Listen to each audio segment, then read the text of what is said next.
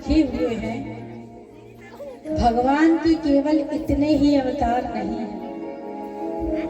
आप लोगों ने जो पढ़ा सुना है 22-24 अवतार, भगवान के इतने अवतार नहीं हैं। जन्म कर्मा विधानानि सन्ति मेघ सहस्रसा न शक्यन्ते नु संख्यातुम् अनन्तत्वात् मयापि। भगवान के अनंत जन्म बीत गए, भगवान भी उसको नहीं बता सकते। अनंत अवतार हो चुके और निरंतर हो रहे हैं, प्रतिक्षण अनंत अवतार हो रहे हैं भगवान के। संख्या चेत रजसामस्ति न विश्वानाम कदाचन। अनंत ब्रह्मांड है, उन अनंत ब्रह्मांडों में प्रत्येक क्षण भगवान के अवतार होते रहते हैं, तो कौन उनकी गिनती करेगा। यो वा अनन्तस्य गुणानन्ता ननु क्रमिष्यन् सतु बालबुद्धि।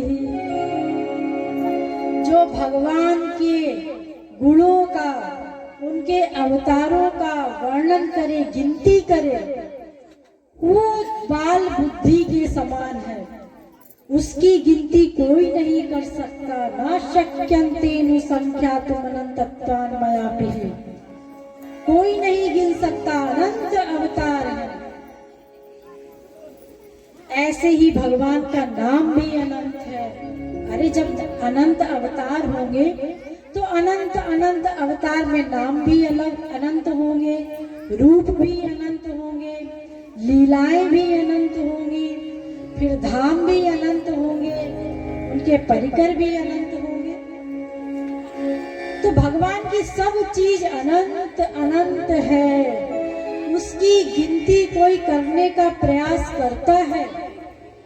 सत बाल बुद्धि, उसकी बाल बुद्धि है, बालक की बुद्धि है। वो ये नहीं जानता कि उसको गिना नहीं जा सकता।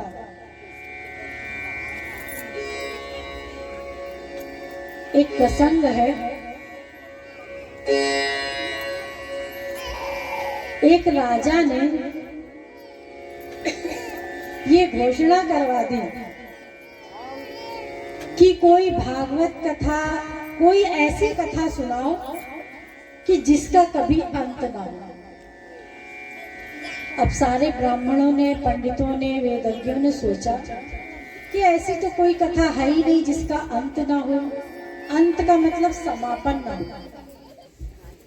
भागवत भी सुनाएंगे एक दिन, उसका भी समापन होगा। और उसने ये शर्त भी रख दी कि जो नहीं सुना पाया उसको मृत्यु दंड दिया जाएगा, और सुनाना है, किसी को भी सुनाना पड़ेगा। तो सोचा कि रामायण भी है, वो भी एक ना एक दिन समाप्त होगी। कोई भी कथा हम करते हैं, कभी ना कभी तो समाप्त अवश्य होगी। कौन सुनाए ऐसी कथा। राजा का दंड भोगना पड़ेगा। तो उसमें से एक धूर्त था। उस धूर्त ने कहा कि मैं कथा सुनाऊंगा।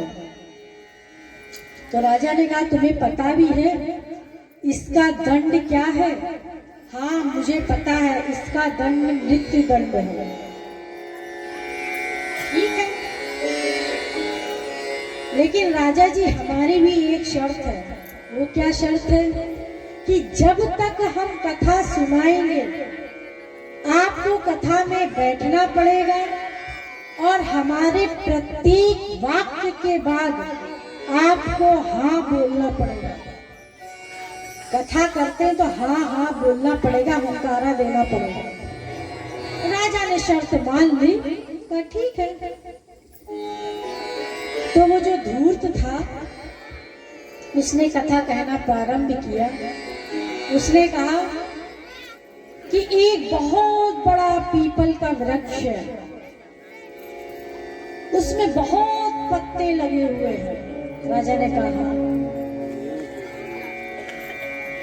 उन्होंने कहा, उसने कहा उस हर पत्ते पर एक पक्षी बैठा हुआ है, हर एक पत्ते पर एक एक पक्षी बैठा हुआ है। राजा ने कहा हाँ। उसने कहा बादल गरजे। राजा ने कहा हाँ। उसने कहा एक पक्षी उड़ा।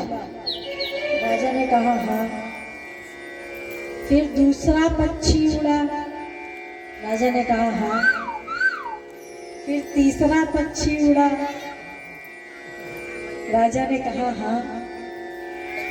फिर चौथा पक्षी उड़ा। राजा ने कहा हाँ।